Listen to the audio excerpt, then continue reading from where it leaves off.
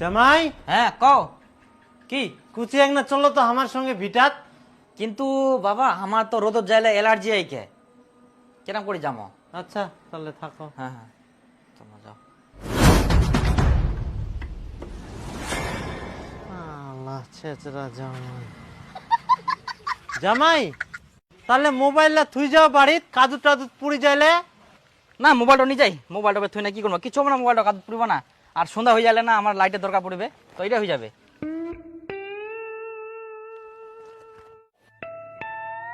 দেখ জামাই বাড়ি থাকিল তখন দুটা মানুষ জানিল, আর এখন যা ঘাস কাটিবা গোটা গ্রামের লোক তো জানিবে যে মোর জামাই বেহার আগে আসি শ্বশুর বাড়ি এতদিন থাকি যা।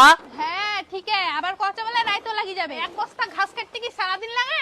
ওমার ব্যাপারটা তুই ফের এখনো বুঝা পাসনি। ঘাস কাটিবে যেমন তেমন, আর মোবাইলটা ধরে নাচানাচি করবে সারা দিনটায়।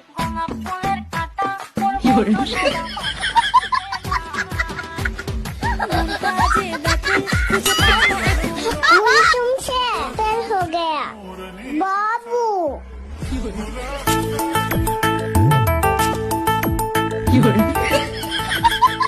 আরে আর কইস না বন্ধু, জানিস মৌনা জামাই দিনই বাড়িত আরো দুদিন থাকবো কথা।